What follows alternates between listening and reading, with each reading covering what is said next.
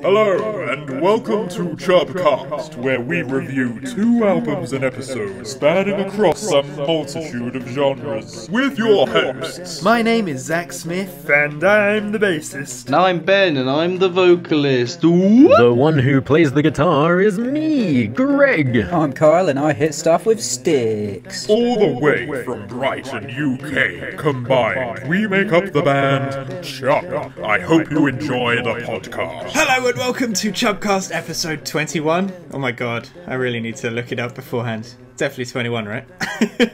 You made it 2 seconds. 21. This episode we're discussing Settle by Disclosure and Toxicity by System of a Down, alongside some singles, those being Charlie's Inferno by That Handsome Devil and Generation Rent by Manson. As always, you can get involved by leaving your thoughts in the comment section below, or sending those thoughts to chubtheband@gmail.com, or using the hashtag CHUBView on our socials. Links to those are in the description down below. I read that really well. I'm very proud of myself. Yeah. And also, what we're listening to next week is in the description. We also released some singles, Wasters and COVID Kingpin. They are out right now, so check them out. The lyric videos are on the YouTube channel, and just search, Chub the Band, Chub Wasters on any streaming site, and you should hopefully be able to find us. Anyway, the first thing we're talking about today is Settle by Disclosure. Kyle, that be yours, me friend. That it be. About it to us. Oh, settle in, boys, because you're in for a ride. So, Disclosure are a pretty damn normie band. They don't really give a whole bunch away about themselves or what they're about. Because they're kind of the guys behind the production and they sing on a couple songs. But as you probably have noticed from looking at the songs on this album, they get a lot of features in. Almost every song they have has a featured singer, which I think is really cool and keeps their sound unique. It's a really chill album. It's really, really good for a bunch of scenarios. For me, it's like Zach has all sorts of albums for washing up. This is my go-to. This is the magnum opus of washing up albums. For me, yeah. If I've got it on in the kitchen, you gotta have a little dance and a little sing to this album. It's just nice and fun, and doesn't demand your attention too much. It's kind of nice for the background. So, what do you think, Zach? I am refusing to go first because I don't want it to be all negatory at the beginnertory. Ooh. So, Greg, I'm gonna deflect. Ooh. Deflected. Well, Deflected. You got deflected. mine's like half and half negative, so I'll take that. Yeah, I had never heard of Disclosure, but now I realise I had because I recognised like several songs off this album. But I think you nailed it in the first words there, Carl. They are quite.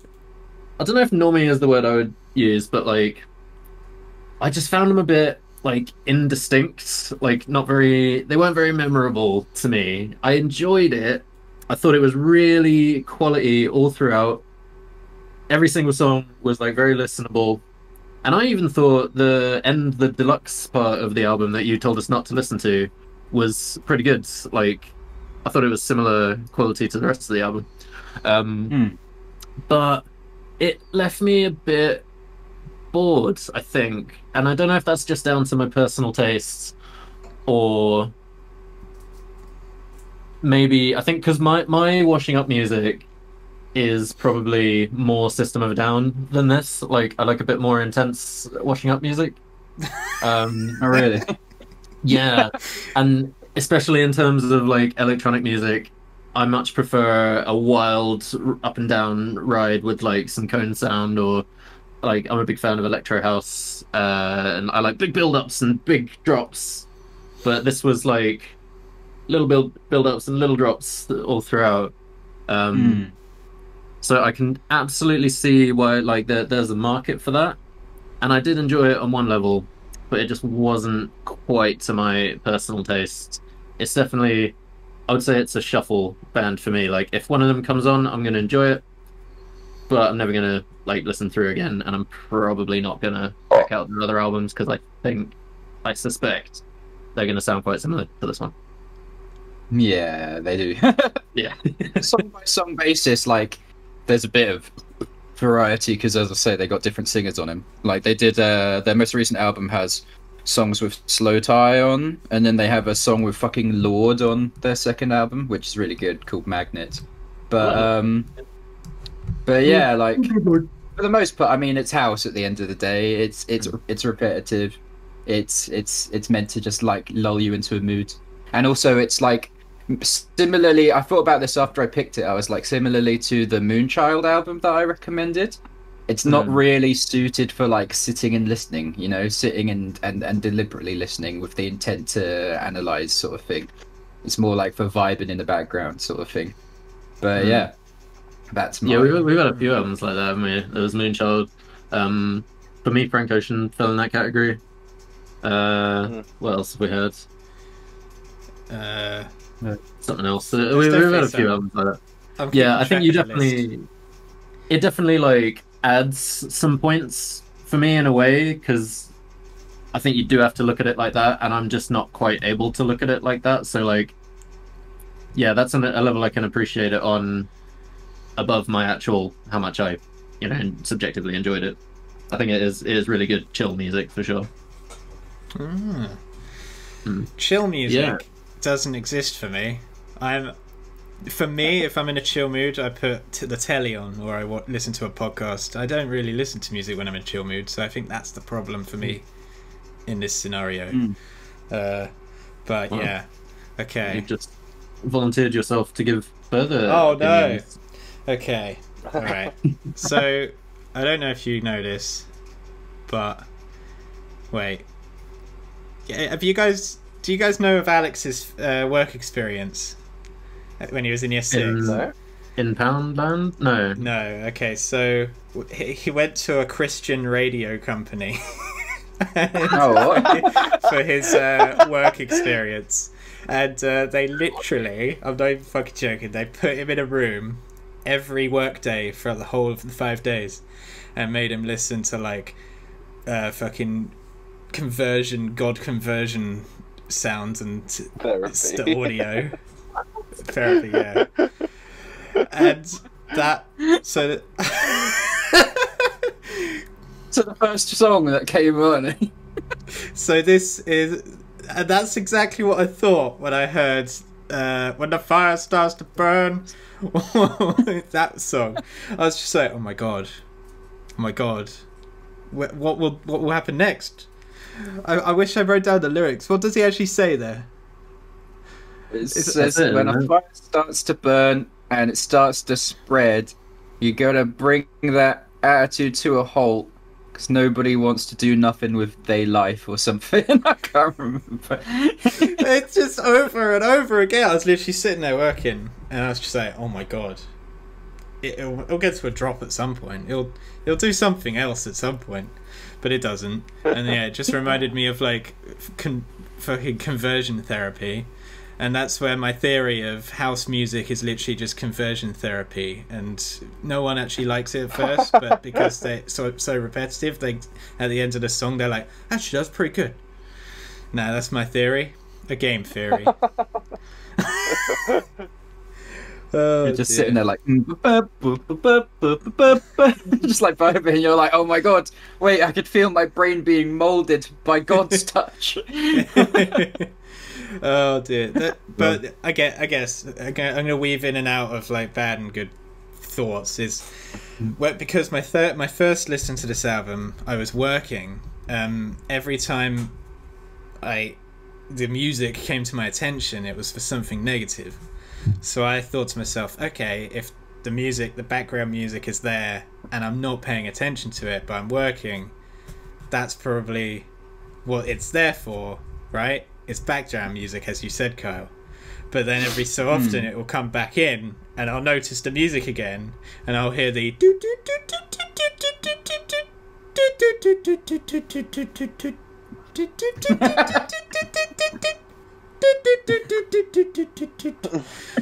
Man, that song's a banger.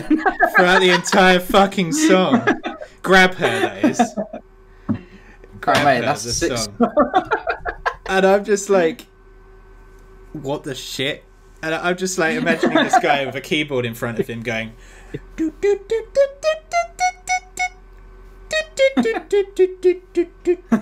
It's fucking amazing! Put it in the album! Oh, and put it on repeat throughout the whole song.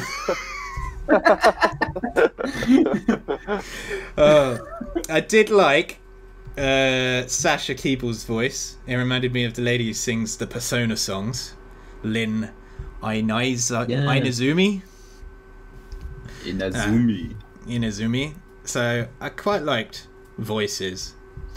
She had a great Voices voice. is probably my favourite song on the album. But Confess to Me has that horrible blue bar dying frog sound that I fucking hate. I cannot stand that noise. So that was a big no-no for me.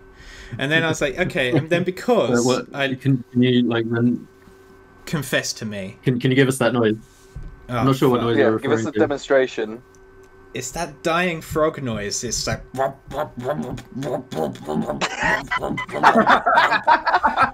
one. You need to like. And it sounds so horrible. If you bother, just edit your face into like a bullfrog. It's like. I hate it. Literally, I cannot stand that noise, and it's in this album, and it made me sad. But like I Confess said, to Me has that. Yeah, so good. it's so shit. It's so awful. It literally sounds like a dying frog. And then, Shit, man, I need to go to like Africa in the rainforest and just vibe out to some fucking bullfrogs or something. yeah. But then I was like, okay, maybe because the bad parts came to my attention, and maybe the good parts are the bits that stayed in the background while I was working.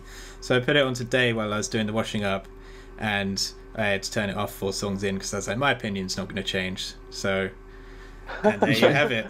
And there's my story. Over to you, Ben. And there's someone else something to add to that. So yeah, same with Greg. I literally had no idea that I knew that many songs from this album. Because I mean, you know, Disclosure are like a lot of those sort of like house / D&B kind of like electric musicians, where it's like, you know, amongst like the hundreds of other British ones like Wilkinson and stuff like that. So like it's proper like oh yes, I'm listening to fucking The Temple or something. I just made that up. I don't fucking know. Like it was one of those kind of names that I literally didn't know what their songs were until I listened to all of them, and I was like, oh, I've heard that one at a club. Oh, I've heard that one in a bar. Oh, I've heard that one in a club. In a club. In a club. In a club. In a club. What the I fuck? heard that one in the rainforests. So, and let me tell you, after I listened to this album, I felt like I wanted to be clubbed for a second. Oh! like to death. To death. Oh. Yes. Oh. Yeah. I thought you wanted to go to Cameo. No. No, please. No, please. Never again. Never again. No, in all seriousness, like a lot of the songs I recognize, I actually did like.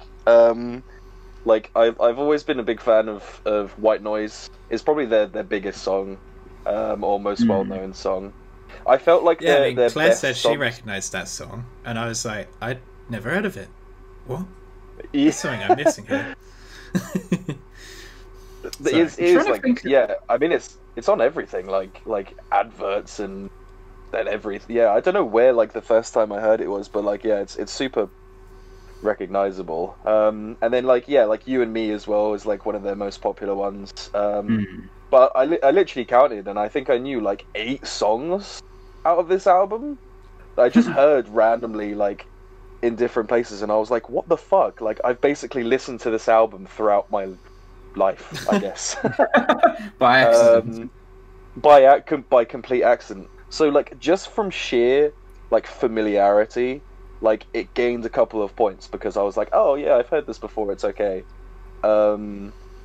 My problem with, like, because I like electronic music from, like, varying degrees, but I think that my least favourites are either jungle or probably house, and it's just because I find house in general really boring. It's like the two extremes, right? Like jungle is just like, and then jungle like, is too much, and house is too little. Like jungle is so painful. Like no, it's probably like, and then fucking. Whenever anyone does that, I literally just have a fucking scatty, drugged up cracker, a blue bar in my head, just going. Yeah. It's LEG music. It's like literally LEG's music. Yeah. Everything LEG listens to is jungle, and then like house is like, it's kind of on that end where it's like it's kind of hype, but not hype enough, and it always just kind of misses that bar. Like Zach was saying, where it was like, oh, where's the drop? And it was just like it kind of gets there, but not quite there. Like, it's not like when you listen to like lo-fi beats to chill it's like to, or whatever, edging. because that's it's musical edging, and I find it really frustrating. Well, I fucking love edging, so that explains it. That's why I love this album. But it's the electronic equivalent of when we sing like house in the middle of our house. Our house. In the middle of our house. In the middle of fuck, dude. That's like Yeah. So yeah. Oh, pardon me. Oh my good grief! Hell, sounded like your whole face was. Sorry, just audio. Sorry, listeners. I'm not sorry. So like in general, like it was okay, but like I found it super repetitive a lot. And like, you know, the songs that stuck out were the ones that I recognized. You know, I mean, like literally the first half of the album up to like, you know, White Noise, like the first 4 songs are like, you know, they're recognizable, and I've heard them before. You know, I've heard that one with Sam Smith. I can't remember what it's called now. Latch, yeah, that's the one. Like so many times before, and yeah, again, just from like familiarity and stuff, I didn't dislike it. You know, I kind of liked it because it reminded me of like being out in town and stuff. And at this point, you know, like I will literally go to a shitty club just to be outside. I'll take what I get. So hearing this kind of crappy house music almost gave me a bit of a nostalgia trip to just want to be in a club or something. So like that bumped it up more than it should have, really. If it was like an alternate universe where the corona didn't happen.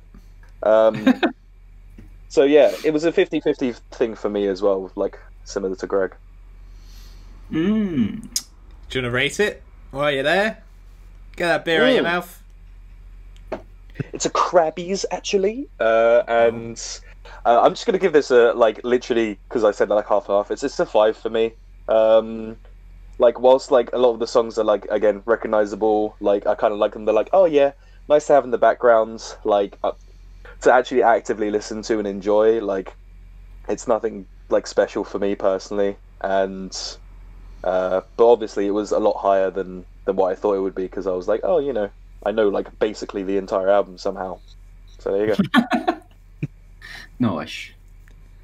Bully somebody. Oh, Greg. Okay. Yeah, very similar. I kind of.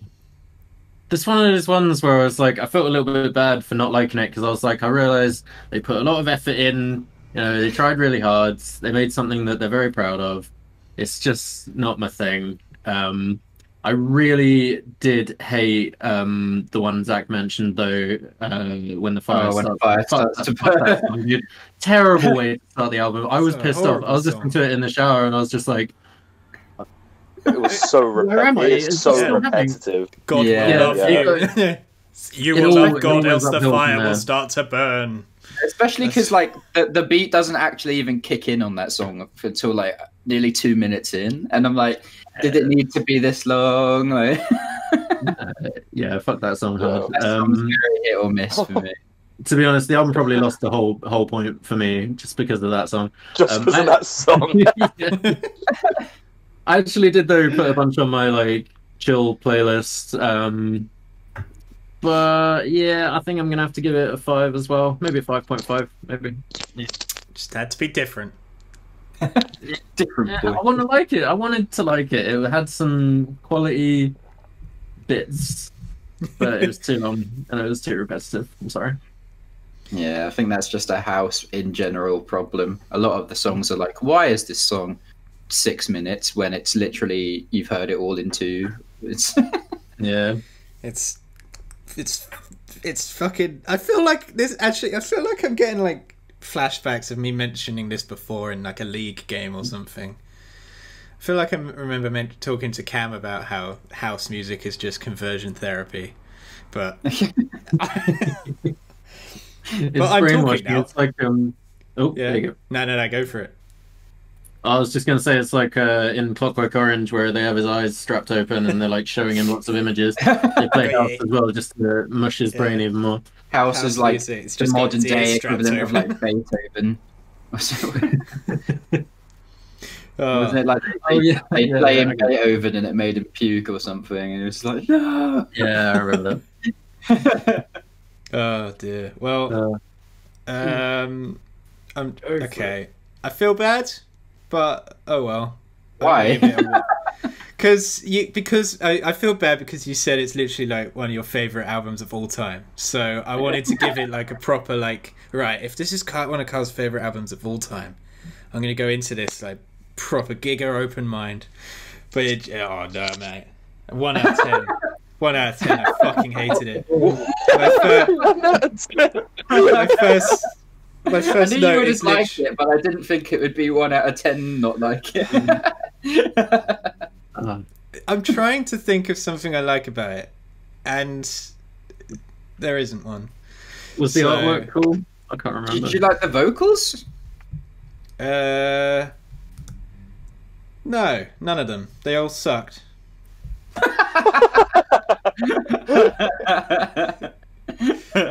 I liked the vocals in Actually, When the no. Fire Starts to Burn.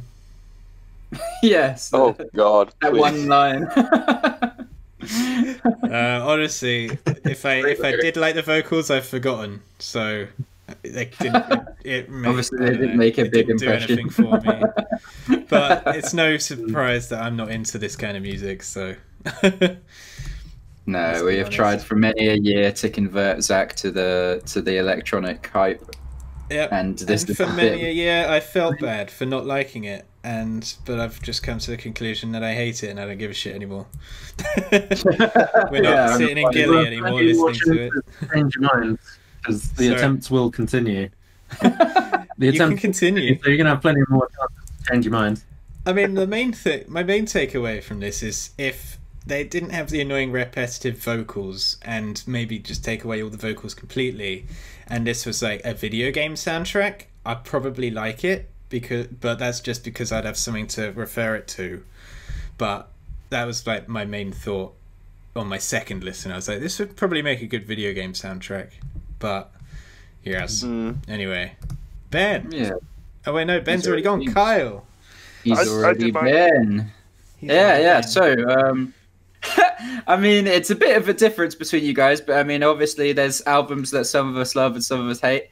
I mean, I've literally listened to this album. Wait, so on you and should off. have used this for the next episode. Well, I mean, I'd be disappointed if we did this albums everybody's going to hate and I got a 5. That's not good enough, really, is it? Like, that's too good. That is too good. So, yeah, no, genuinely, I listen to this album all the fucking time. Like, almost any song off this album can come on, and I'll be like, yeah. And I love playing like League or WoW or something to it because it's like it's just the right rhythm that it's not like, holy shit, I need to like rush through everything, but also it kind of like matches up with what you're doing in the game, or like is something nice to sort of get yourself locked into a rhythm to just feel comfortable. So yeah, and then like there's so many good sing-alongy moments on this album. So yeah, it's genuinely, this album's a 10 out of 10 for me. Like I've listened to it for like coming up on 5 years now, and I still love it just as much as I did then. So yeah, I can't fault it at all. Converted. Crazy. They've already got you.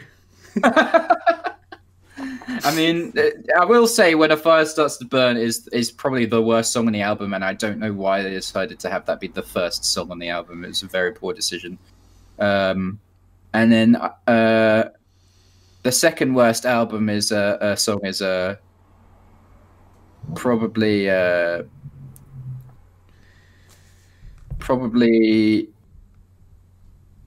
F for You. Mostly because I got it ruined for me, because the main line it's that one where it's like, you know, I play the fool for you, and it just sounds like, you know, I plate the food for you, and I just can never unhear that now.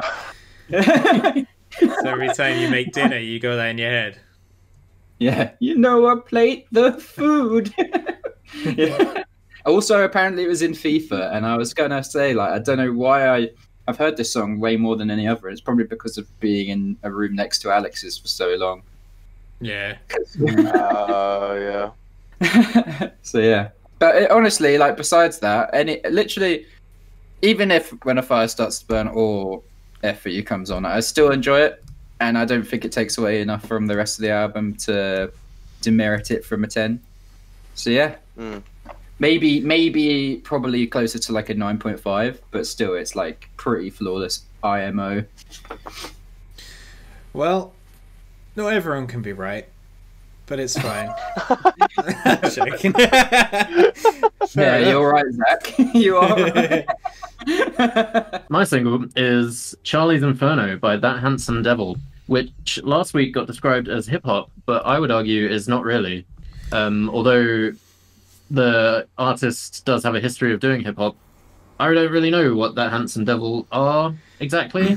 They're a really interesting blend of genres, and each song is interesting and different in its own unique way, and I would definitely recommend checking out, like, their top 10 most popular songs on Spotify are all bangers, but this one in particular has some very strange influences, and I don't really know how to label it, but it tells a story. The guy has a really fun, interesting voice, and I think it's incredibly catchy, and it got stuck in my head for a long time. What do you think, Ben? I think this would have made for a really, really good song for like a 1940s like a soap commercial. Where in the background it's just like Why soap? I think that's the point, though, right? It's like, What they're going for, yeah. isn't that literally First thing- like, it's like the song that they used to play in like American like supermarkets. Yeah. I think Cam showed us that once, right? That songs for shopping stuff, and it was just like, Yeah. It's a gross 1940s grocery music or something. yeah. Yeah, I think that's literally, Yeah. It's just like, that's it, yeah. buy it today. Wow. It also reminded me of the stock music they use in It's Always Sunny. Yeah, like the kind of like the intro as well, like the theme song. Yeah. Yeah, no, apart from that wasn't necessarily a dig or anything. I really enjoyed the song.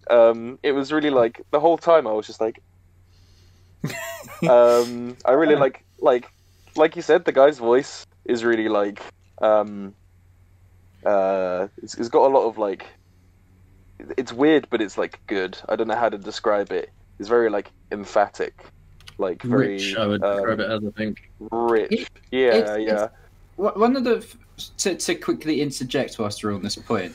It's like one of the things with this guy's voice is like it's quite interesting because I mean, I showed Greg the song Elephant Bones, which was on Guitar Hero by this guy, and that's how we went on this big old That Handsome Devil bender.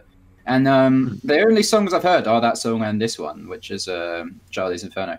And like the lyrics are really quite like strangely like on both of those songs are quite like metaphysical and really like questioning like the greater things in life and like what's really important and what sort of impact we're going to leave. But then his voice is just kind of like really sassy and just like, yeah, boy.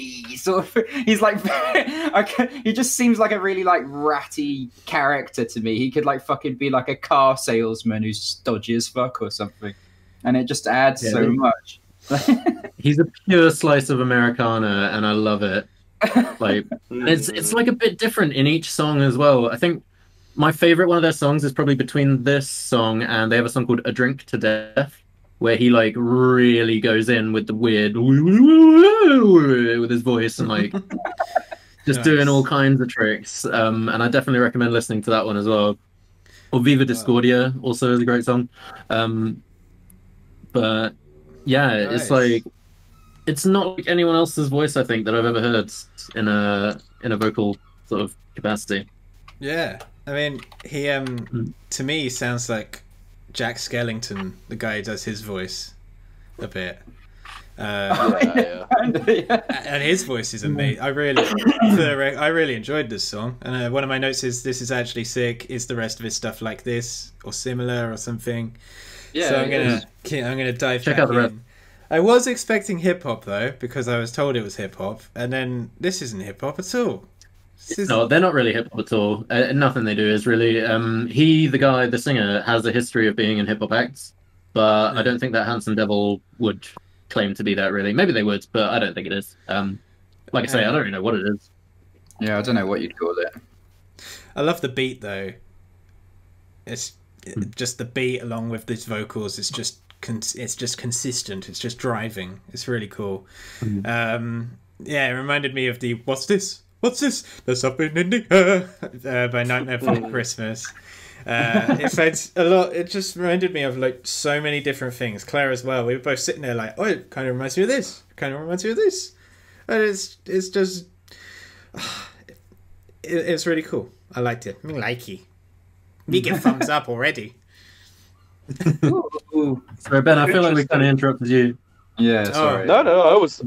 I think I was done. Like, yeah, it was wacky. It was quirky. I liked the guy's voice. I give that a straight thumbs up. I was like, right, I enjoyed it. Hell yeah. I thought the message was actually really good as well, in that it's like, here's a character who tried really, really hard to do all the things he needed to do to get into heaven, but didn't actually do anything for anybody else out of the goodness of his heart. He literally just did it because he felt he needed to score the good boy points.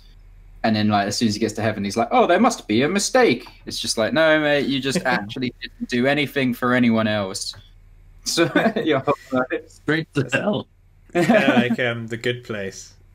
I feel like the guy who discovered the good place on Earth, who was like, "Oh my god, that's how you get into heaven."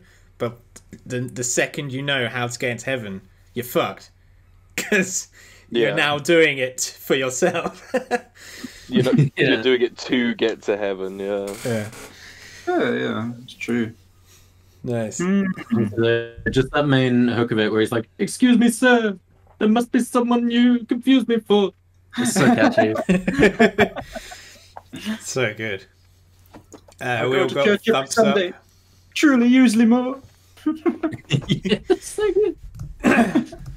Screaming at the angels while they pushed him through the door. Yeah, it's a thummy uppy for me. Thummy ups. Yeah, thumbs up all round. Nice. Any last points, or shall we move on? Let's move on. I'm spent. All right. Next single was "Generation Rent" by Manson, a folky friends. It was my choice. I chose them, but all credit goes to Claire, because she shown me these people, and I'll be honest, this is the only song I've actually heard by them. But I play this song so much because it's just so catchy, and it's just what I love about folk is just the singer-songwriting element of just telling a story, and this story in particular really hits home with like millennials and us and me and it's just really cool. What did you guys think? Go on, Greg. Oh, well, I just started paying rent, so I feel aggrieved at the fucking government and society. Generation Rent. So yeah, this song really resonated with me. Yeah, no, I really enjoyed it. It had that we've discussed a few times, like the punky, defiant element of folk, and like how you can bitch and moan about the society's ills, but you also need to shove some hope in there as well, to keep it optimistic. And I think this song really had that. And it was catchy, and it had the little folky like twiddles that everybody enjoys. Yeah, the nice fiddle solos and stuff. Yeah, I thought it was really good. And the guy, I couldn't. He had some sort of northern accent. I can't remember exactly what at this point, but there's one like line in the song where it really comes out, and it was just very pleasant to my ears. I can't remember what line it was now. I like the first line. There's...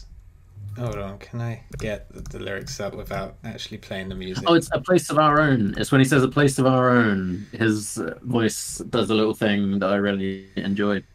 Oh, yeah. Place of Our Own. Yeah.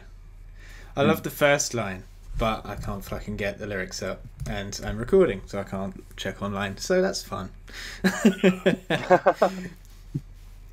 Ben. Yeah, I really enjoyed the song as well. You know, I like folk, and yeah, the message was pretty, like, it just hit home. It was very poignant, and I was just like, yeah, I'd never afford a place ever. But yeah, I really enjoyed the male female harmonies as well. I find like in a lot of folk songs, those tend to play out the best, or even in sort of like soft rock kind of songs that have folk influence, they always like lend themselves like to a better sound when there's like that duality of male and female voices like together. Yeah. And That's they, why I and really it always like works. well. Yeah, it like harmonizes. You know, if there are other stuffs like that, then yeah, they definitely probably have got a really good thing going. So yeah, really enjoyed that. That was the thing that hooked me the most, is like their actual vocal harmonies and like the actual singing and stuff was really good. Yeah, this is a all round good song. I wouldn't say like I feel like with a lot of folk, it never necessarily like pushes boundaries musically. I always find that folk is like you said, kind of like it's like melodic storytelling. So it's not necessarily about the actual music. Sometimes it's more about the actual like story and like thing they're trying to say, rather than the actual instrumentation. 100% agree. Which is why, you know, like it doesn't necessarily feel that old, because it's like it's got a good amount of familiarity whilst being like, you know, unique in the melodies and stuff, and like having a unique kind of story. So I think that's why, yeah, it never really gets old.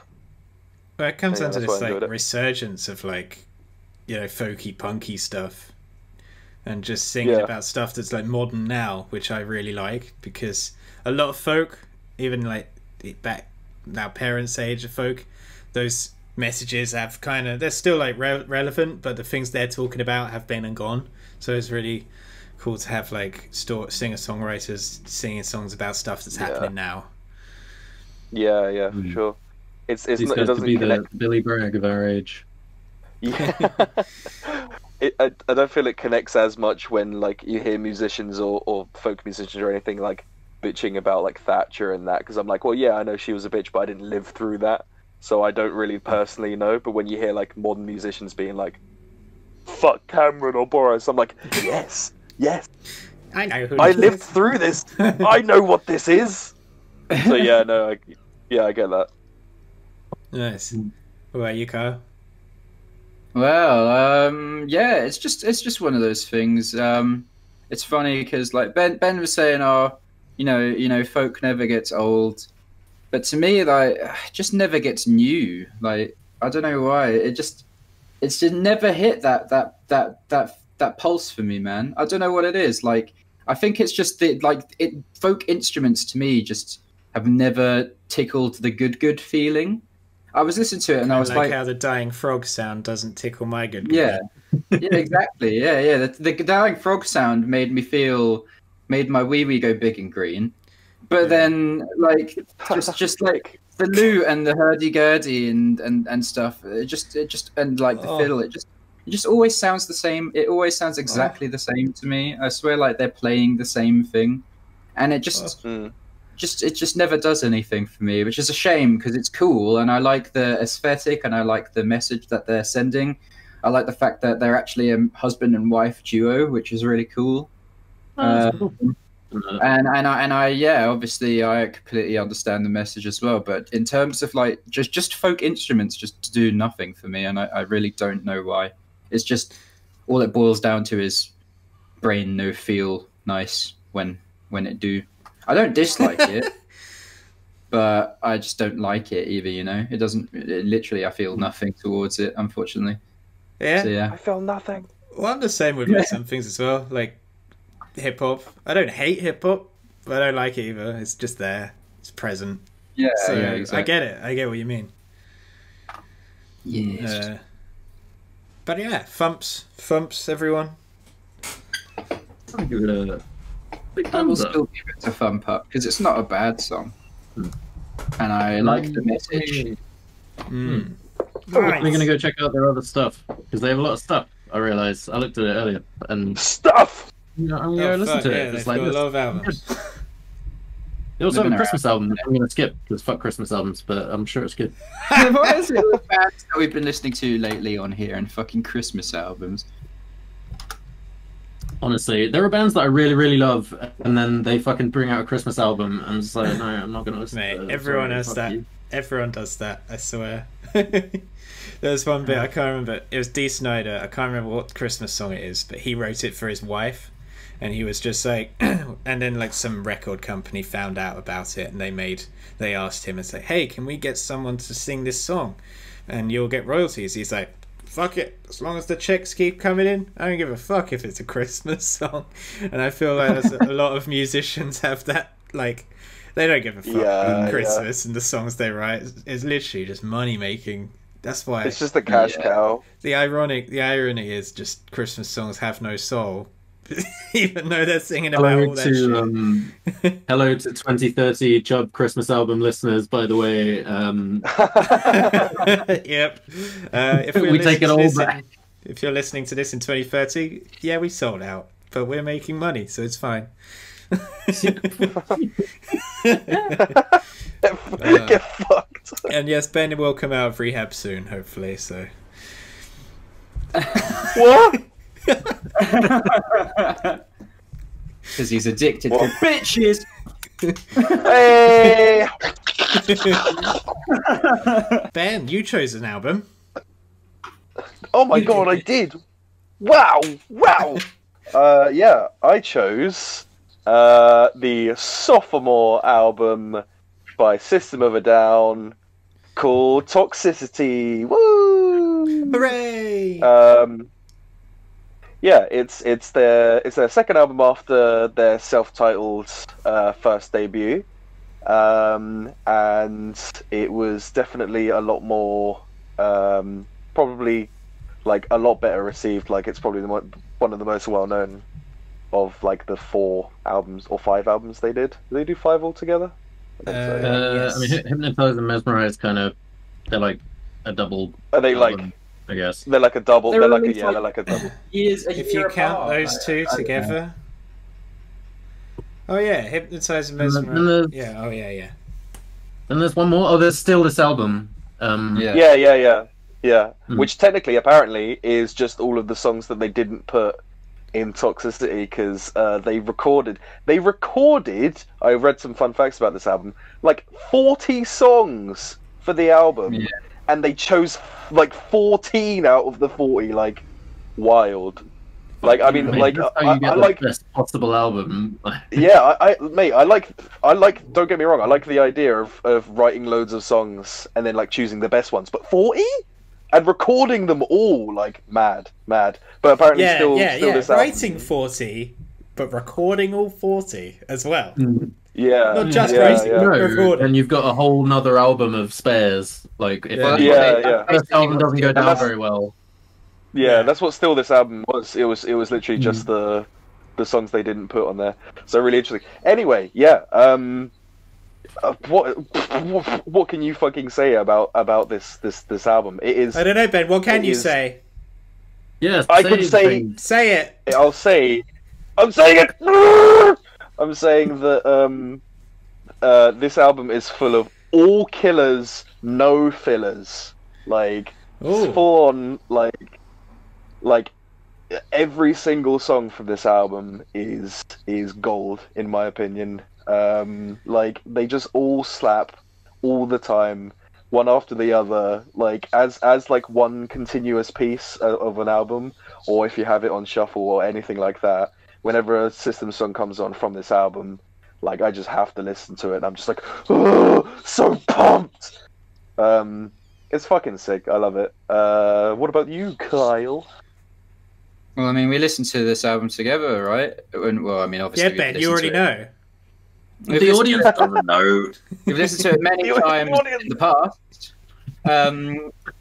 One of my earliest memories with Josh, who we have mentioned many times previously on the podcast, is walking back from primary school together, singing Forest. Just walking down the road, just like, to the forest of denial! I'm pretty sure I found out about them from like Chop Suey on fucking Kerrang or whatever. Yeah, I mean, it's a goddamn tragedy that they all decided to have a big hissy fit and stop actually making new music, because they'd be on top of the fucking world if they had carried on. They haven't got like a bad album, and this album, as Ben said, is like perfect all the way through. Like genuinely every single song that came on, we were just like, oh yeah, this song's sick. Oh yeah, this song's sick. Oh yeah, this song's sick. It's just like, and it's like, one of the conclusions I think Ben and I came to from this listen round is like, because obviously in primary school I didn't quite understand the lyrics on stuff like Prison Song, or on like things like Jet Pilot or X or fucking or Atwa or anything. I was like, Charles Manson, who's that? So it kind Wait, do you understand them now? Are we supposed to understand the lyrics? I spent a lot of time on Genius. Go throw some genius at us. Throw some genius at us. Well, Atwa is a song. Atwa was a concept created by Charles Manson. Yeah, that Charles Manson, whilst he was in jail. It stands for Air, Trees, Water, Animals, and it's basically about treating the environment as your god and having full respect for it, which is something a few of the naturey boys in this chat can relate to. But it's also kind of that dichotomy of the fact that it's fucking Charles Manson, the guy who's famous for like mass murdering people and like writing stuff in their blood, and has a swastika tattooed on his forehead. So like, it's just a bit like, you know. Wait, and what's then, the link? What's the link? What do you mean? Wait, I must have missed something there. What's the link between nature and Charles Manson? Well, it's just the fact that this guy is like a complete fucking psychopath. He's like textbook, like picture boy. Like you look in a dictionary at psycho and it shows you him, right? But then also he's making all these extremely valid points in that nature should be respected. Right. Yeah, I get what you mean. So the naturey stuff is from Charles Manson's perspective, not System's. Well, it was his concept. Like the Atwa thing is like the way that he described it, and they used. And then Darren, the guitarist for System, read his book and was like, "Damn, that makes a lot of sense." And he even in the liner notes to this album thanked Charles Manson. So, woo! Then Charles Manson went on to write a house album. Anyway. He was the one saying when a fire starts to burn. His crimes continue to this day. But yeah, like, I mean, Prison Song is still extremely relevant. Like all the stuff that they talk about in that song is still happening. I mean, they haven't built the prison yet. It's taken a while. 20 years to build that prison. They're not trying very hard, are they? trying to build a prison. They're trying to... They haven't abolished mandatory minimum sentences yet. That's like, They're still Yeah. utilising You get to pay for the- secret wars around the world. yeah. It's amazing that he gets that much, like, that many words into a song. Yeah. He says them really quickly, and it somehow works. I don't Yeah. And you know what he's saying as well? It's just not like gibberish.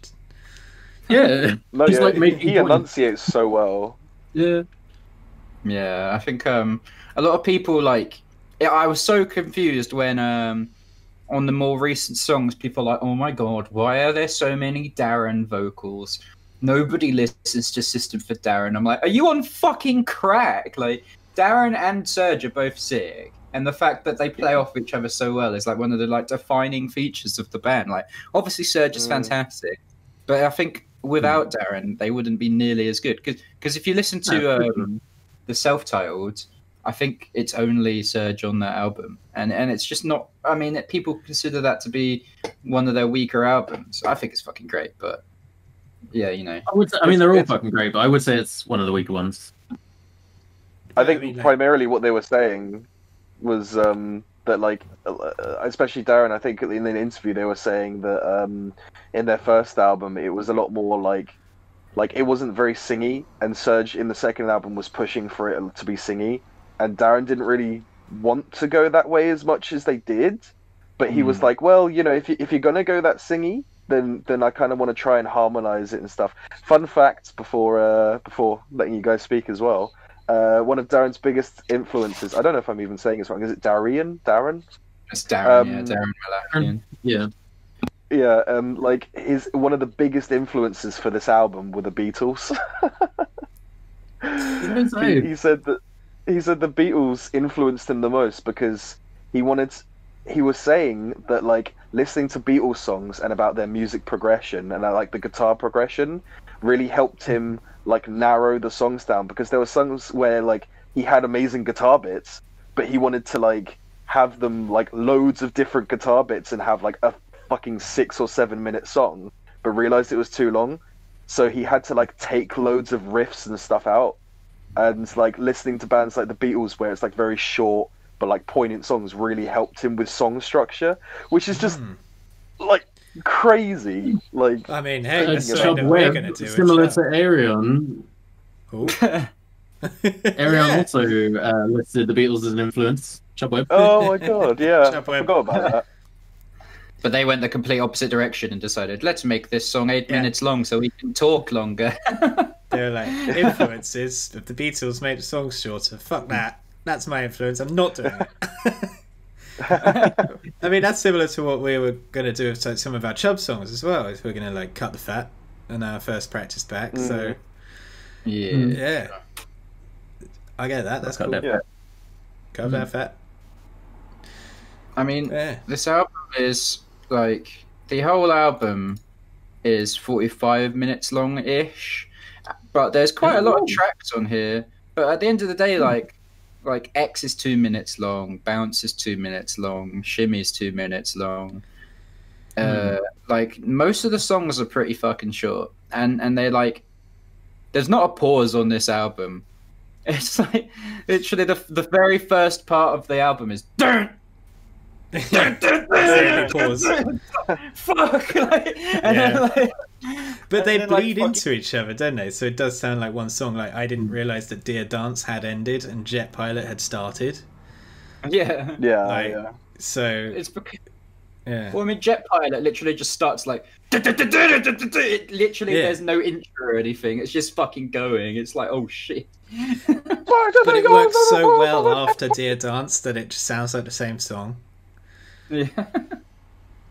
Yeah, it's and like, one of the things also that I came away thinking from this is like, this album came out in 2001, and it's like just as heavy sounding. The tone is like so fucking crispy, and like it's heavier sounding than like a lot of modern metal, which really prides itself on that like beef. Like, I mean, me and Ben were listening to Loathe and listening to like Meshuggah and stuff, and like they're famous for having that really guitar sound. Funky But sound, that's like yeah. all over this album.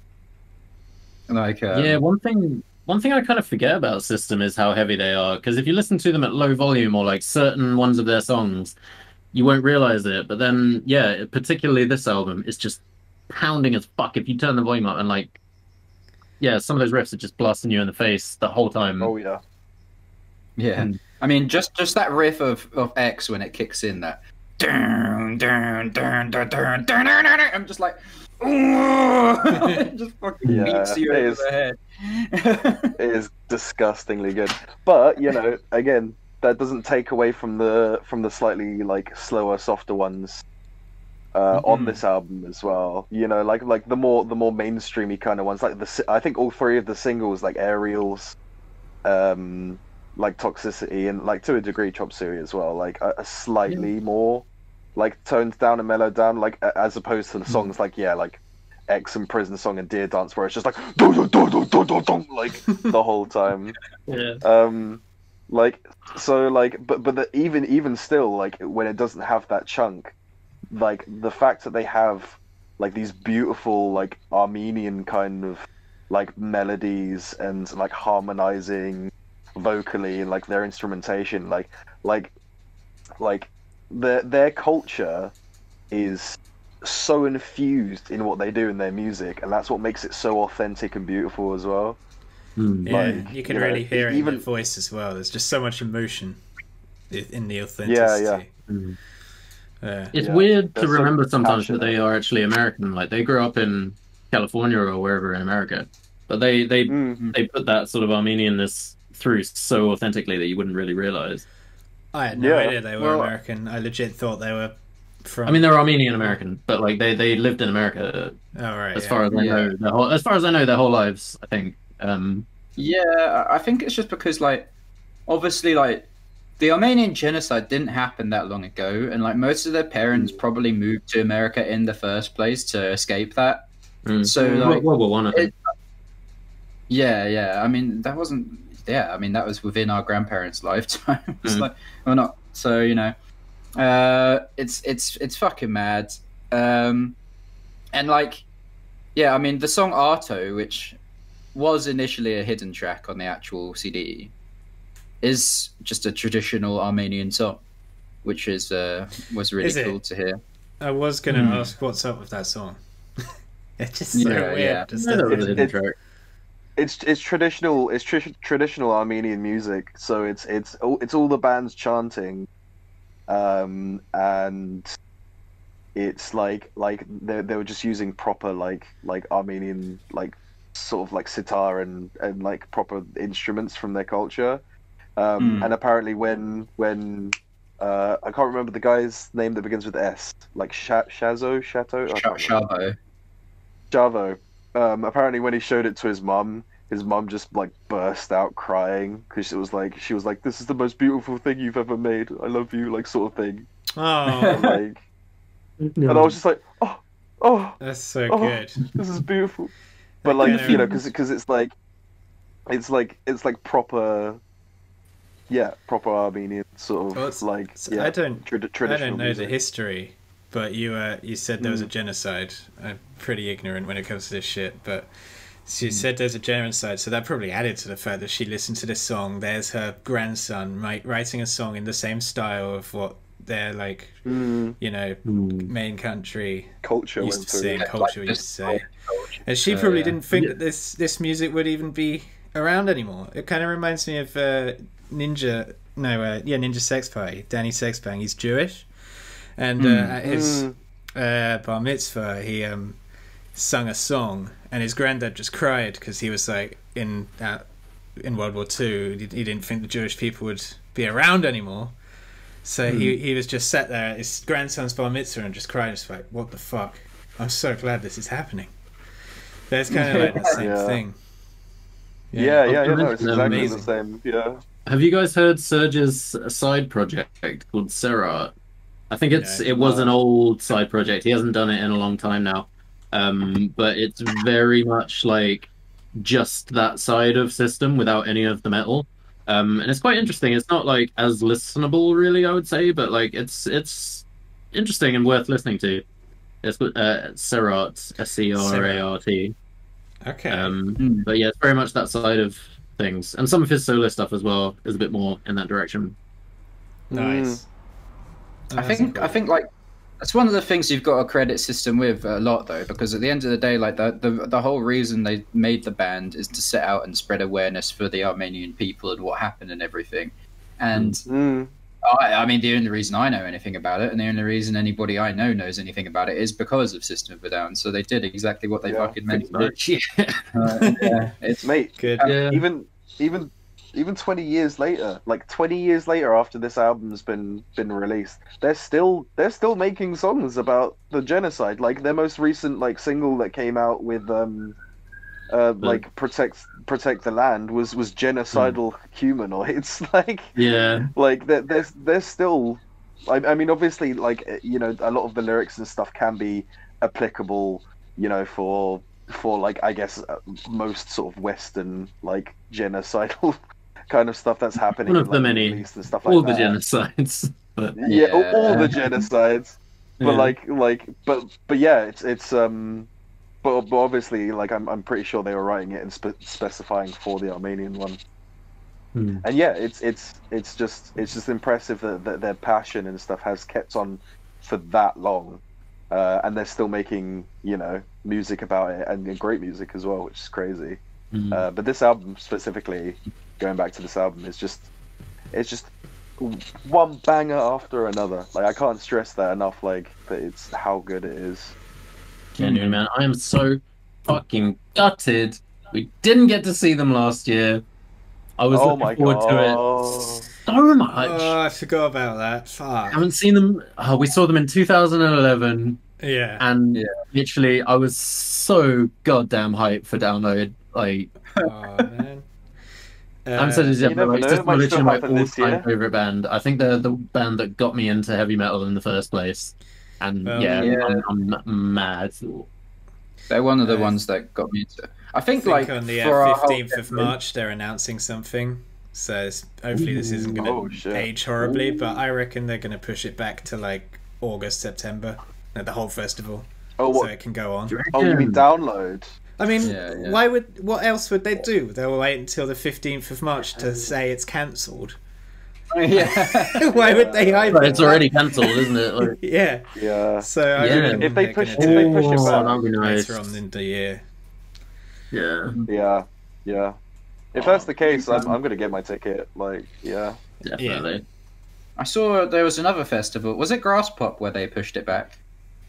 I don't know. No, they delayed it a whole year. I saw there was at least another festival that's like, we're just gonna do it in August instead. You might actually get good weather. Yeah. Maybe. I mean, at the end of the day, Download's in June. It's normally nice weather every other weekend of June, except for Download. Oh yeah. It doesn't matter where you like, put August Download; it'll rain on that weekend. That's true. Put it in the fucking Sahara. Just save the world. Yeah. Oh, dude. We haven't had rain for months. Quick, Download festival. Do we have final thoughts? Kyle. Yeah, go for it. One of the things I think people really don't say enough about System as well, just a little aside before I actually finish up. No, you can add as much if you want. Go for it. John Dolmayan, the drummer, is fucking insane. He's so good, dude. He's great, literally. I mean, like, Toxicity is like such an iconic drum song. Like, he's just fucking around on the toms the whole time, like. I'm just like, fuck. I remember, actually, the origins of Zero, Greg, our band before Chub, before Greg joined. We were basically just a System cover band when it was like me, Steve, George, and Kitty. We did Science X, Atwa, and another song off of one of their later albums. Oh, it was No. So yeah, like they're all really fucking fun songs to play. They're pretty easy to learn, but they're all just fucking heavy as shit. And I pissed off my neighbors and got a noise complaint, so that was great fun. Noise complaint. To relearn them. Fucking noise complaint. But yeah, I really like genuinely can't fault the album at all. Like, they also, despite talking about really, really, really serious topics in songs like Prison Song and Dear Dance and stuff, they also have like, they're not afraid to be silly, but their silliness never detracts from the message or makes them feel stupid. Like, they really somehow straddle that perfect line. Like, every album has something like "This cocaine makes me feel like I'm on song," or "She's like heroin," or something, which have really dumb lyrics. But this album in particular, I mean, Needles is heavy as fuck, and you don't even think about it. But the line "pull the tapeworm out of your ass" is so weird and gross, but you never. Oh, the tape. The tapeworm tells me where to go. Yeah, exactly. And That was a strange fucking song. And then they have Bounce, which is just a song about an orgy. Oh, It's dude, just I love orgies, that. yeah. Wait, Bounce is Yeah. about I thought it was about a pogo stick. I brought my puppy stick just to show her a trick. She had so many friends. I genuinely But just just one thought it was pogo a stick. stupid song about a pogo stick. No. Are you being serious? No, dude, that song is about. Yeah. It's about an orgy. Oh, no shit. I think that was literally Yeah. the first System song I heard, and no, I just thought they were being dumb. when I was a kid, I used to think it was about a pogo stick until literally today when I listened to it, and I was like, it's not about a pogo stick. I didn't clock on that it was about an orgy though. I just thought it was about going on a date, and he'd bring his pogo stick to show off his skills on a pogo stick at a date. Which in my mind is way funny. You boys are so innocent. You That have has innocent changed souls. Bounce for me forever. It's innocent. Still funny though. It's always going to be funny. I'm glad I still have some so good. innocence. Yeah, I was going to say, we literally just did Can't Steel believe Panther. We just did Gangbang at the old folks' home on your suggestion, and you're like, I thought it was about an actual poker stick. Hey, just because one song I didn't clock on the message doesn't mean I'm like a big baby mode. Come on, man. Steel Panther is very, very explicit about what they mean. Yeah. This song, if you just look at the lyrics, it is about a poker stick. Like, it's not as obvious. But yeah. I'm gonna have to read all these lyrics now. Every week I make the mistake of not reading the fucking lyrics, and I just don't know what's going on. I also Read the didn't fucking read the lyrics. I never used to read the lyrics, but it really does just add like another layer that you didn't know existed. I mean, yeah, this album, we've been listening to this album for probably near on 20 years, and like, yeah, it's just we're still finding out all this shit about it, you know. So that just speaks of how good it is. But yeah, it's 10 out of 10. By the way, I think, is this our first ever 2 10 out of 10 albums in one sitting? I don't know. Yeah, Either but way, undeservedly. I mean, one of them was my choice. I think we had protests that me and you both gave a 10 to. What was the other album on that episode? Was that Opeth? It was Opeth, yeah. I gave Yeah. yeah, I guess I gave 2 10 out of 10s then as well. I'm just too easily fucking pleased. What can I say? But yeah, anyway, go on, Zach. I mean, this album's fucking amazing. Obviously, my first System of a Down, album was Mesmerize, and that album for me is a 10 out of 10. I literally fucking love that album so much. It's so nostalgic. When I was younger, I had a MP3 player, and I had Green Day, System of a Down, Marilyn Manson, and My Chemical Romance on it, because that's all you could fit on it. It's just 4 albums, and Mesmerize was one of them. So. I remember those things. Yeah, it was great. American Idiot, it doesn't matter. But anyway, this album is amazing. I listened to it a bit later on in my adult life, just because that's how it happened. And yeah, I'm a normie when it comes to the singles of this album, though. With my favourite songs, I love Chop Suey, Aerials, and Toxicity. When each of those songs came on, when I was listening to this, I just turned it up, because it's, oh my god, they're so good. Chop Suey is like one of the best metal songs ever written, and Yeah. oh my god, it's so nostalgic, man. But having said that, I'm going to give it a 9 out of 10, and the only reason why it's a 9 out of 10 for me is, and like, I'm like toying with whether I actually believe this or not, but some of the riffs, as cool and chunky as they are, do sound quite similar. So when you listen to the whole album in like song after song, there's a lot of songs that have the riff dun dun dun dun dun dun dun dun, like that kind of riff, and that's the only thing that like I thought of. I was just a bit like, okay, I've heard this riff already. Bye, Ben. But yeah, literally 9 out of 10. Amazing. Hello, Ben. I gave it a 9 out of 10, Ben. Oh, okay, cool. Greg, what you said? Hey, Grego. Yeah, well, I mean, I'm completely biased. I'm a gigantic System fan. If I had to pick a favorite System album, it probably would be this one. I'm also a huge fan of Hypnotize. But yeah, I agree with what's been said. Every single song is a banger. Their energy is just constant and hectic, and nobody else sounds like them. Nobody else captures the excitement that they give to me. They're one of the best bands I've ever seen live. I just fucking love everything about them, and I'm going to give it a completely subjective 1 million out of 10. Fuck! Overshadowed again! Holy shit! Stop. Yeah. Nice. Yeah. Yeah. Where to finish that?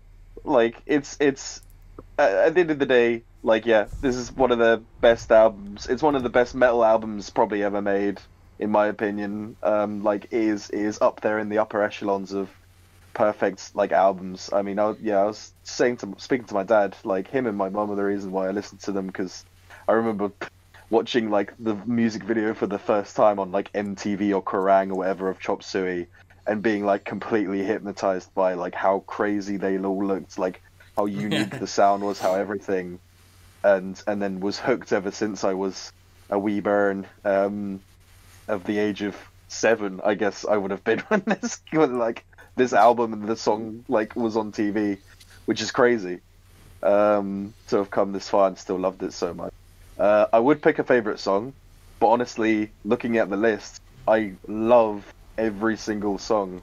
I guess the last song, just because it's not my kind of music, maybe I don't like love, because but like I appreciate it as Even part of then, the album and what it it is. doesn't even count. Like It doesn't. Yeah. I guess it doesn't even count. And even then, I still like it like a lot, because it's just like, I think it's just, rather than being like really really good or anything, I think it's just really important, and like it adds to the album and like the whole like ethos. This is perfect for me. Like, it's a 10 out of 10 for sure. And if their future endeavors and their future music is going to sound anything like this album, then I'm hype as fuck. So Nice. can't wait. bold of you to assume they'll make any more fucking music. They will. Yeah, they did will. They did those 2 singles. Yeah, but they the still don't expect anything else out of us. So. Yeah. Oh, for fuck's sake. Have you read the interview Why- of like them explaining why they're not making any shit? It's so annoying. It's just like, oh, I think Darren has too much creative control. Me. It's just egos, man. It's just like, like they can't put their fucking ego aside. It wasn't even. It's just Serge. Serge just come out and just said, "I think we should all contribute equally." And then Chavo and John are like, "I don't forgive a shit. Please, just if you guys want to just make music, I don't fucking care." Like Darren's just made his own Scars on Broadway thing, so he's like obviously still making tunes. A lot of them sound like they could be System songs if they just had a bit more of the Serge influence. It's, I mean, Darren has always like said that, like in like multiple interviews, that like he wants to go for the more punkier, heavier kind of sound, and like listening from Serge's like singles and like his like solo stuff, it's more singy. So like I think that's where the main clash is. One wants to be slightly heavier and one wants to be slightly more singer, but they don't realize that them together is the best thing ever. And like if they just put their fucking ego aside and just did the music, it would always be consistent. They can just do both. They can just have half the songs be more punky and half the songs be more stingy. And That's already what they do. I mean, on the later albums, like but the thing is, like I swear, Serge just come out and said he didn't really like Mesmerize and Hypnotize that much. But at the end of the day, like Mesmerize and Hypnotize had songs like Hypnotize and songs like Lonely Day and and fucking Sensitive is on there, I think, and BYOB. I feel like so many good songs. yeah, exactly. I mean, that's what I was getting at is like those are very chill, downbeat songs. You know, they're not at all. And if that's what he's going for, I don't understand why it's not good enough for him. You know, I don't know. I honestly feel like sometimes, like, at the end of the day, like it doesn't even necessarily matter to a degree if you like your music that much. The fact that like people have given it rave reviews and said it's fucking masterful artwork, like just do it, just fucking do it. Like there's loads of beautiful art and beautiful songs and everything that people like the artists say they hate, and it's like at that point, like I don't really care about your opinion about your own work.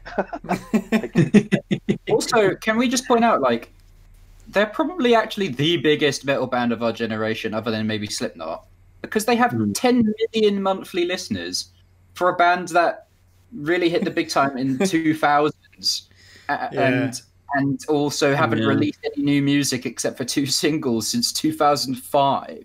Like, come on, Jesus. Yeah. Yeah, that is mad. That's how fucking good they were. What if another universe where they created more music and they ended up being shit? It wouldn't even matter because at least they tried. Like, Yeah. we'd still have the music that's great. Yeah.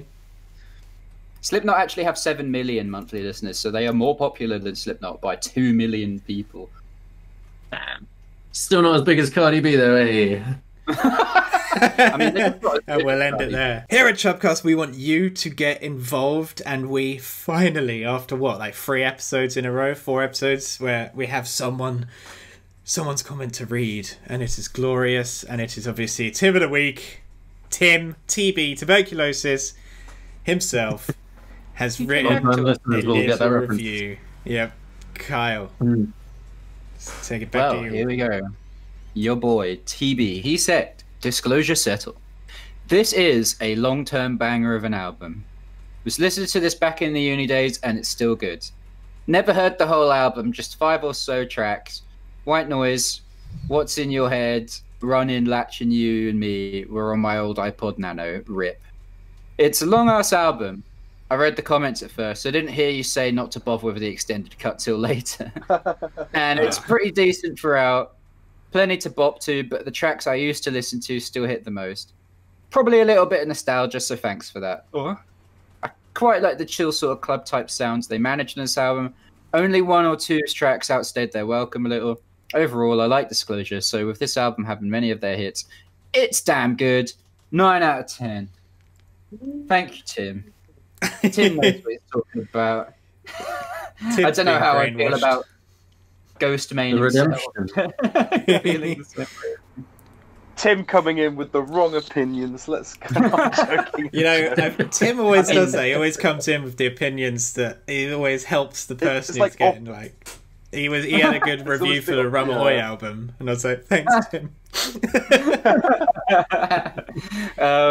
System of a Down, Toxicity. It's sort of like I remember System being, like frenetic all over the place with swinging vocal styles, speeding up and slowing down, etc. I hadn't ever listened to a full System of a Down. What? I wasn't even ever really big into them back in the day. Obviously, I've heard the obligatory songs off this album a bunch of times.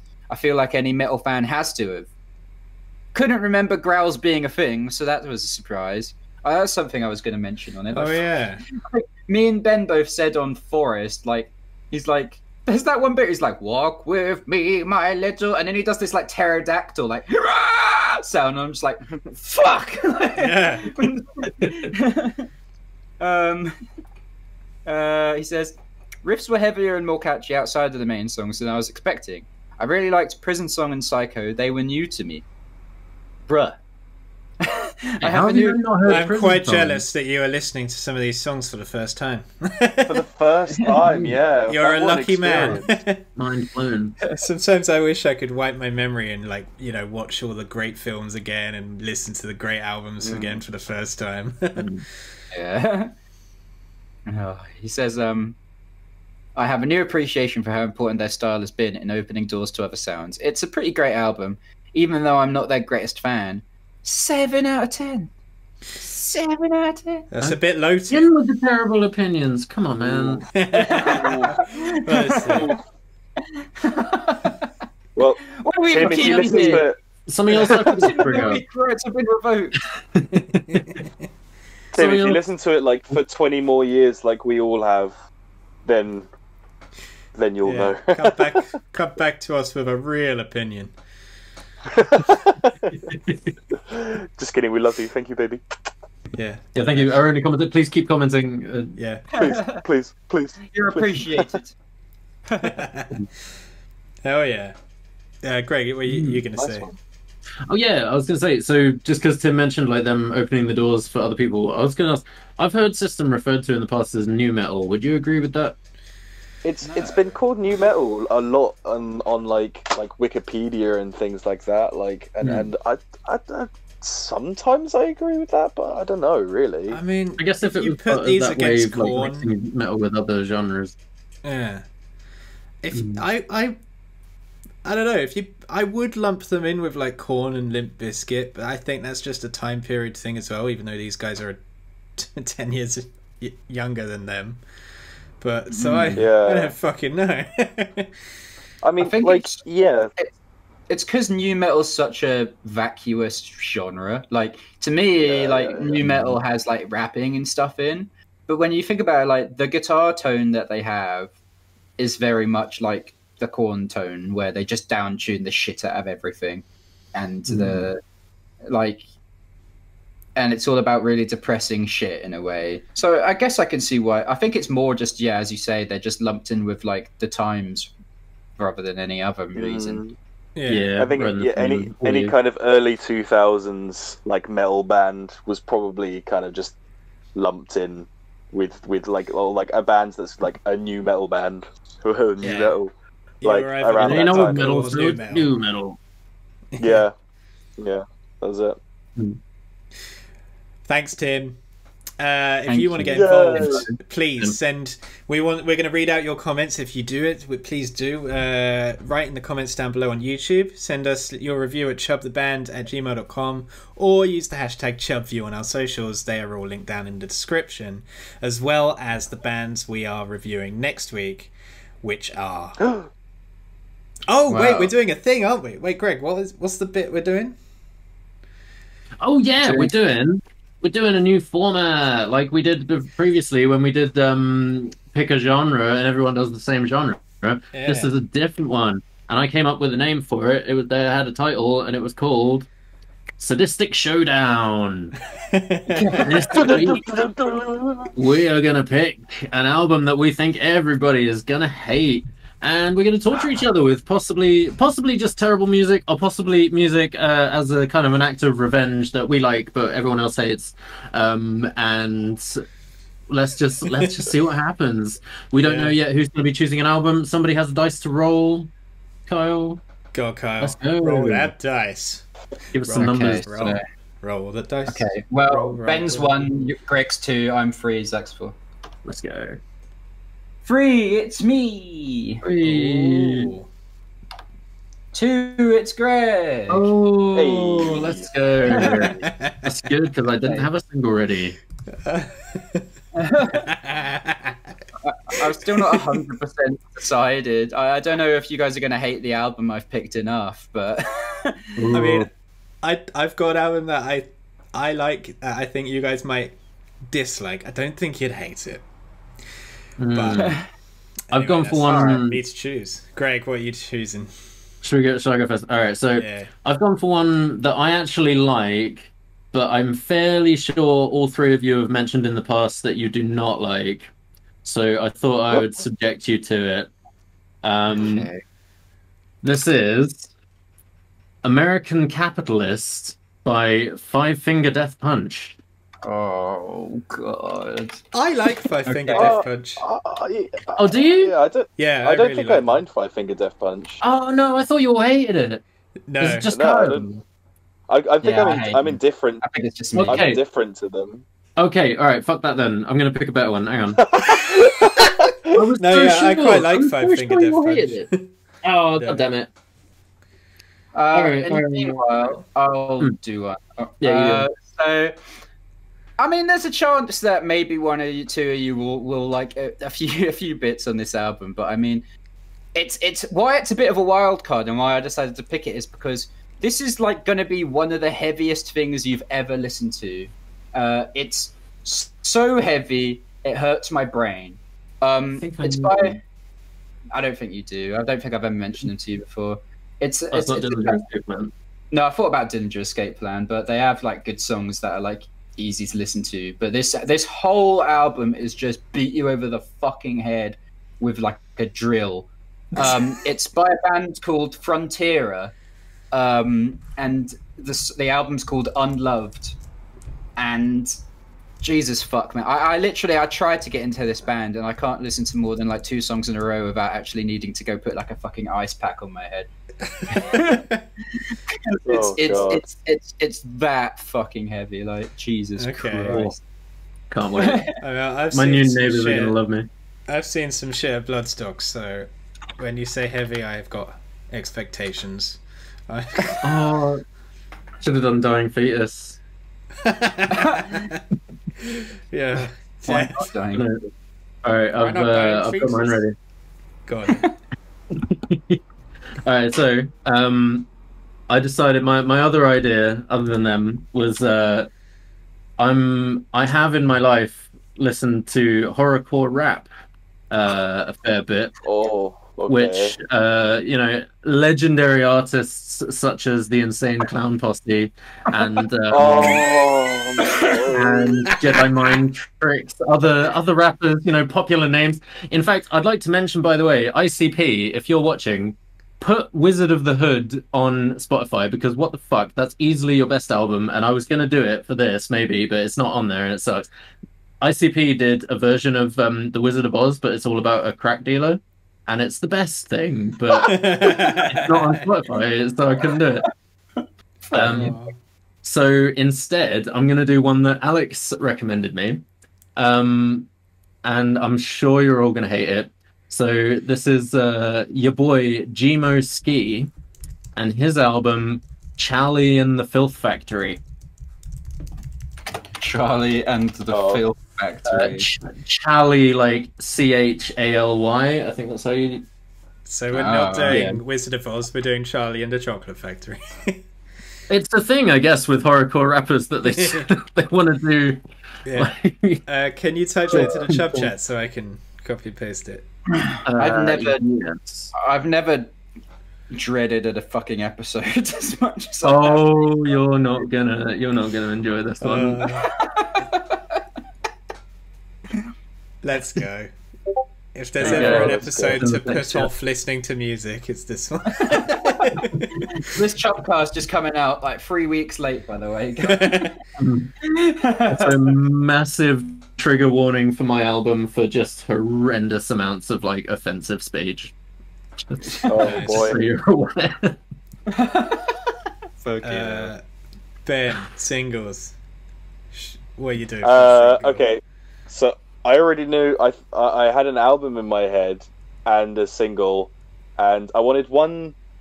Like I had a couple of ideas, and I wanted one to be stuff that everyone would hate, including me, because I like torturing myself apparently. But the other one was something that I like, but I'm like 90% sure that none of you would like. So I've got that for the album, so that's next week. So I can't wait to torture all of you. But for this week, to endure the torture with everyone, I thought I was going through a couple of classics from our classic generation and looking at really, really terrible pop artists. And I feel like this just needs to be brought up, and we need to discuss this on a musical level. So my single is the one and only Baby by Justin Bieber. I fucking knew it. I knew it. Lit. Justin Bieber. I actually I was really like really Justin Bieber. Can you pick another one? Yeah, I really enjoy that one. Please, can you pick more? It's fine because I'm going to listen to the Dirty Loops cover straight afterwards, and it's going to fix everything. It's gonna fix it. No, you need to listen to the main one first, and we need to put our pretentious music reviewer hats on and be like, what is it about this song? It's like Now a fine you give glass. me another idea for what I want my single to be. Damn. And my single, this is completely unironic. I love this song. It's a train wreck. The music video is the perfect train wreck to make the cringiest but so beautiful song that's garnered 90 million views on YouTube. It's by a glorious artist called Mishovi Selenosti. I know what from it the Czech is. Republic. Oh no. And it is. Which one? I think Kyle's looking it up. No, I'm not. I'm typing his name. Oh, in. okay. I play Pokemon Go every day. Oh, for fuck's sake!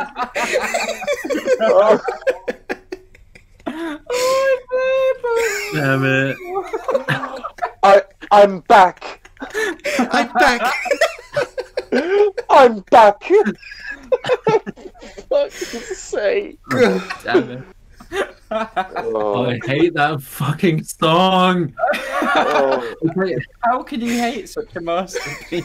It's We such played a- Pokemon Go for like 2 years, and everybody just sung it all the every fucking time. Every time I open Pokemon Go on my phone, it just pops into my head. It's fucking annoying.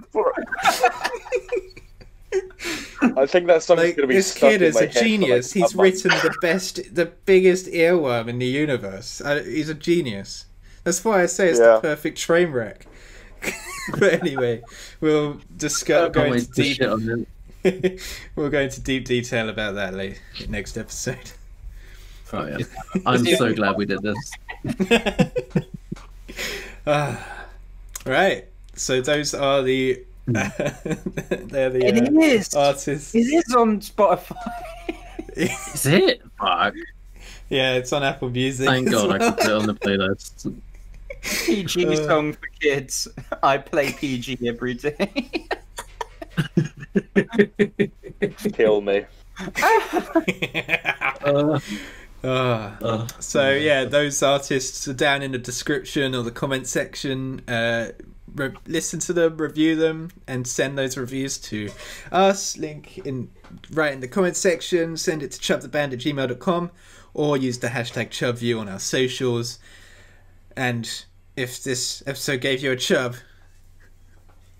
Ah, Right. like and Like and subscribe, you subscribe. cunt. Like and subscribe now. Do it. Do it now.